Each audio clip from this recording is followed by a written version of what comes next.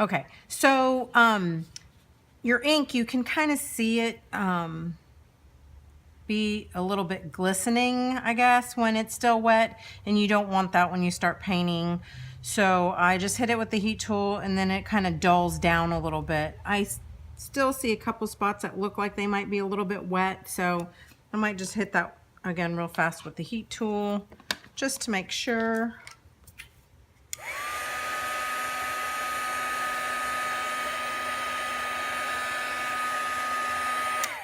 You know, better safe than sorry. And so now I can start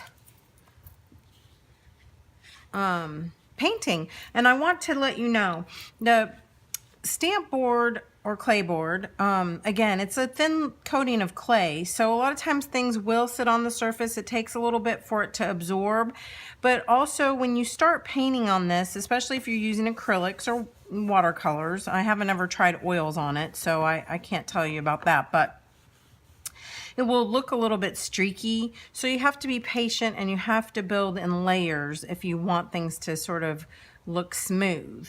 I don't feel like I have to get everything perfectly smooth. As I begin to paint, remember I talked about it being a subtractive process also. So a lot of times I will do some scraping out, which I'll show you as we progress, but also when you scrape out and you add texture by doing that, and then maybe you over stamp, it starts to take away some of that streaky look that might bother you at first. So I'm just letting you know, because this is something you kind of have to be patient with and work with to get it to a point, you know, that you're gonna love it. So just now you're gonna want to pick your colors, and yeah, so I'm gonna obviously want to work with some blues. I'm going to get out my fluid acrylics, and I think I want to do some of this manganese blue hue and maybe some quinacridone magenta. You know, you'll notice that a lot for my celestials, I have a tendency to gravitate towards, you know, the similar colors that I use, like for our texture painting project. I'm going to use a nickel azo yellow. I am going to use probably a little bit of green gold in there somewhere, not 100% sure, but I'm going to go ahead and pull that out. I will probably have my white gesso sitting on the table just to, you know, use for blending and mixing. Or you can also use some, you know, just white acrylic. I might go ahead and have a watercolor pencil handy. Let me see if I can find mine here. Yes, the Stabilo All. I'm going to keep that on my table. And I don't know, I think that might be it. Maybe another color blue. I have this anthraquinone blue. I think I'll use that. So, you know, and then if I want to pull in a couple other colors as I continue on, I probably will. Oh, I know that I am going to want a little bit of my neon pink, and I don't have it here, so I'm going to go grab that real fast. Okay, so I went and grabbed my neon pink, and I sharpened up my Stabilo All pencil. I got my white gesso handy. I have a couple brushes here. You know, and you just want to use brushes that you're comfortable with. And obviously I'm working on a smaller surface, so, you know, I'm not going to use real huge brushes. If you want to work on bigger panels, that's great. Then you might want to adjust your brush size. So I got everything here, and I guess I'm just going to go ahead and get started. Squeezing out some of my paints.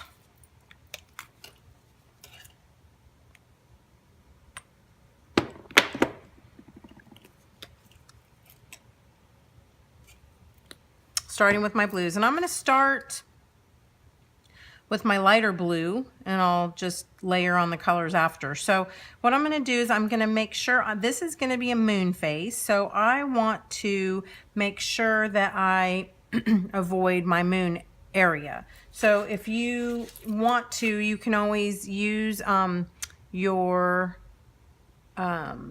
stencil your circle stencil. And I thought it was here, but it's not. As you can see, I'm super organized this morning. Give me just a second and I will go grab that.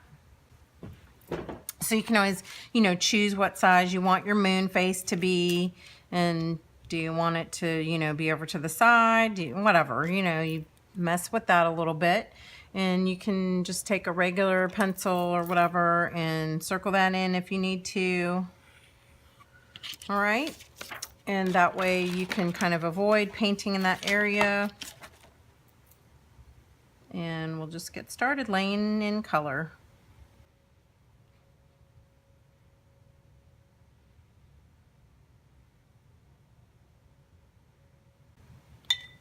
Okay, so then I use with a little bit of a watery brush and just start smushing on the paint. You can avoid certain areas if you need to, if you want to keep them clean. If not, you can paint over them and then sort of wipe away. Okay, this again is a very forgiving surface, and it's just really fun to play with and manipulate the paint on the surface.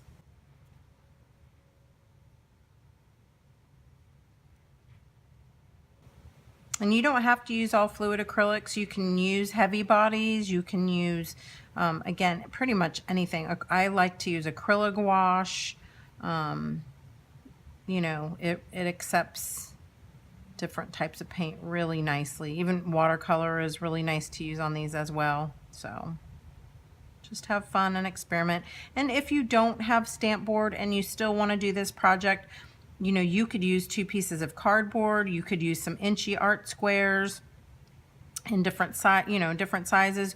You could use, you know, just little wood panels, or you could use canvas panels, anything. I just wanted to do it on stamp board so you could work with a different surface and you could see how nicely it stamps and paints up. So again, I know you can see a lot of those brush strokes, but it's okay because we're going to just continue to layer. Okay, I'm going to set that aside for just a couple minutes and let it dry a little bit. I'm going to just start painting this panel as well. Again, avoiding my little area where I have my words.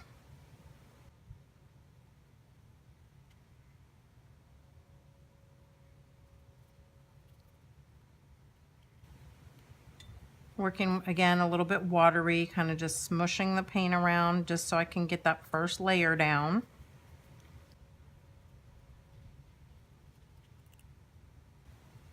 You know, we're not worried about details right now. We're just getting the base, getting things ready. Okay. And kind of same here, I'll just be switching back and forth because I want them to, you know, they don't have to be matchy-matchy, but I want them to be coordinated. I'm going in with my little bit darker of my blue now, and I'm going to just start layering. I'm going to be using the blue sort of around the edges just to deepen things a little bit. And you know, you'll as we progress, you'll see me just continue to go back, you know, back and forth, switching up my colors and stuff like that.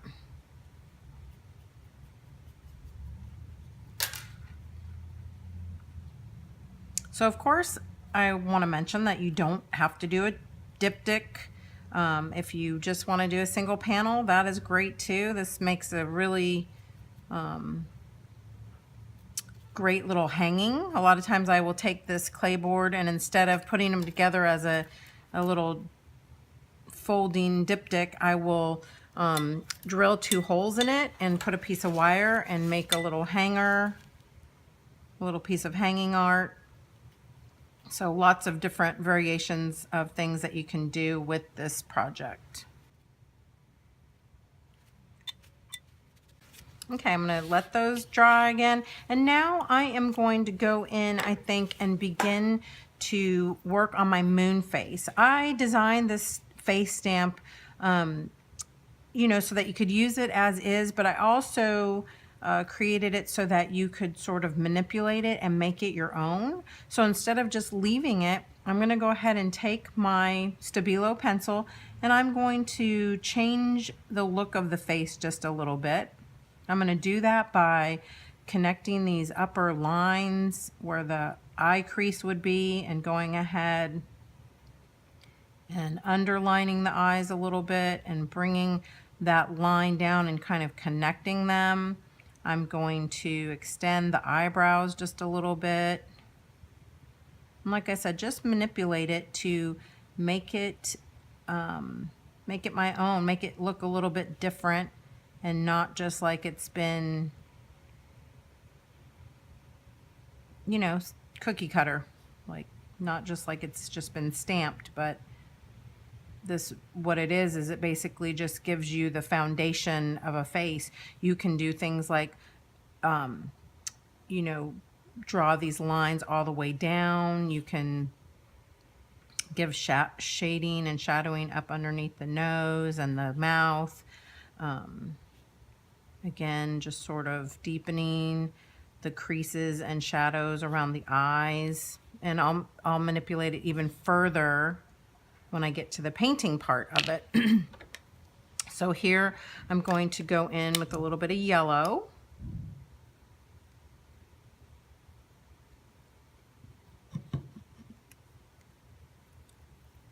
And maybe a tiny bit of blue again, back to that original manganese blue. But I want to use it real watery and very light. So I can just do a little bit of shading with that.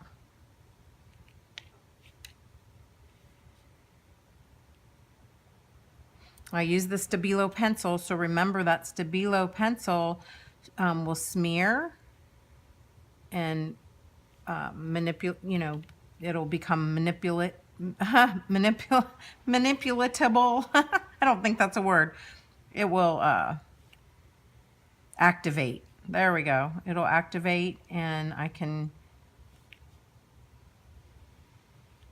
use it to deepen those shadows that I've created, just with the tiniest touch of water.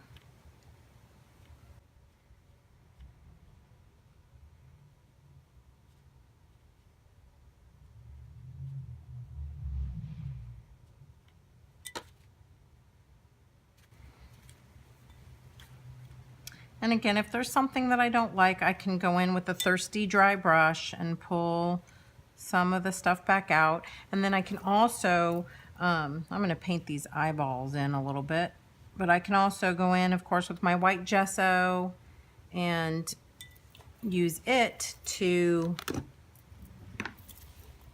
give highlights and white portions out if I want to. The other thing that you can do, this is where I would like to show you about scraping out. So here, if you see the eyeballs and how dark the sockets are around there, I can take my scraping tool and actually just very lightly scrape away and pull that ink out. And there I will have the whites to the eyes. It's so awesome. I love creating on this surface.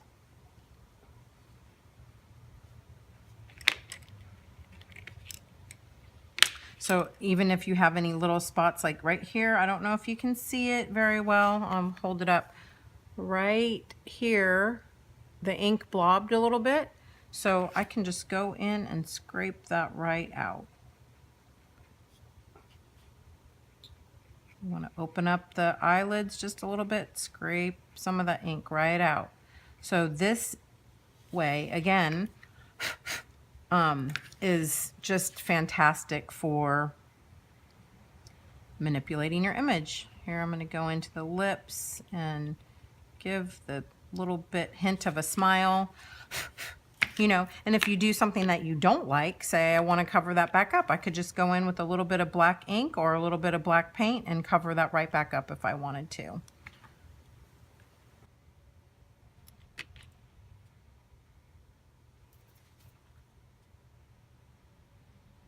Yeah, I didn't really like that, so I'm gonna cover it back up, and then I'll just re-scrape it again until I get it how I want it. Here inside the pupil, I want to give just that little gleam in the eye, that little tiny highlight, so I'm just gonna scrape out a tiny dot, and voila, you can see how much that face has changed, you know, from where I stamped it. If you want to thin out these lines at the mouth, you can do that. And again, all completely fixable if you do something that you don't really like. Okay, so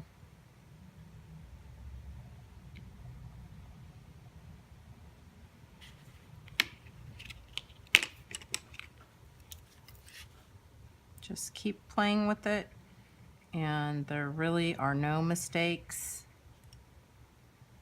It's all just one big fun experiment. All right, so I'm kind of happy with the way that face looks so far. It needs a little bit of shading, I feel, around the outer ring. So a little bit of real watery paint. Maybe some cheeks.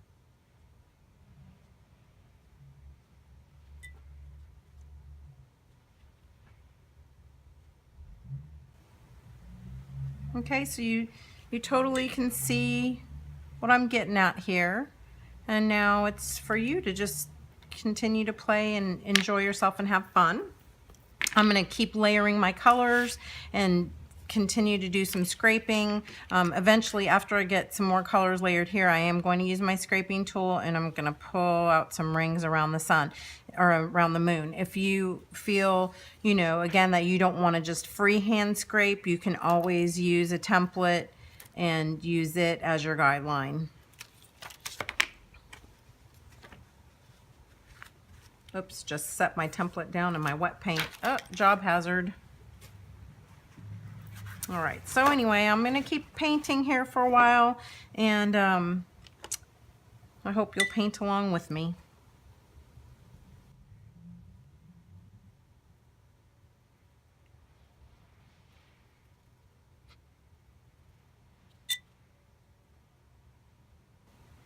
A little bit of yellow, and you know, of course, I have it mixed with a little bit of blue on that brush, and it pulls in, making some nice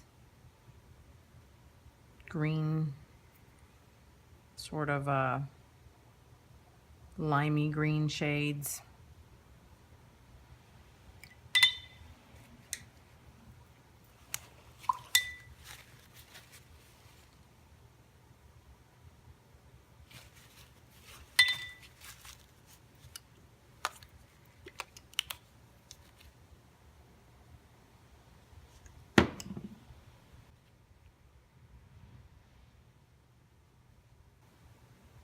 A lot of times I let my colors mix right on my surface. And again, you know I repeat myself a lot, but if you don't like something that you did, remember, baby wipe will pull it out. If not, you can scrape at it a little bit. But you're just going to want to continue to manipulate and play with your colors. I'm going to bring in a couple other colors. I think I'm going to bring in some teal.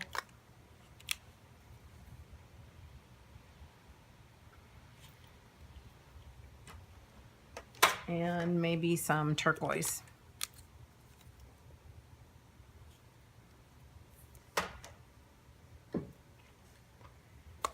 Possibly a little red, but I don't necessarily want it to be red. I think I want to mix and make some orange. But I like to have my colors just put out anyway. It doesn't necessarily mean that I'll use them, but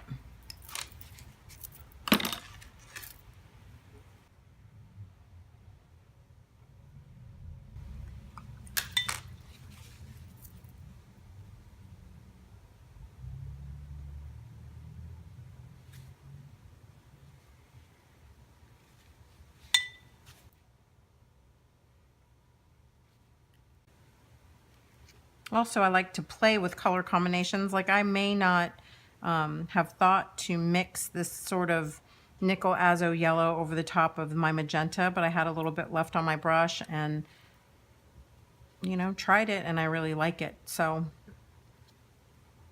keep that in mind as you're working, that you might want to try different color combinations that normally you would not, because you can always pull it back and change it up if you don't like it.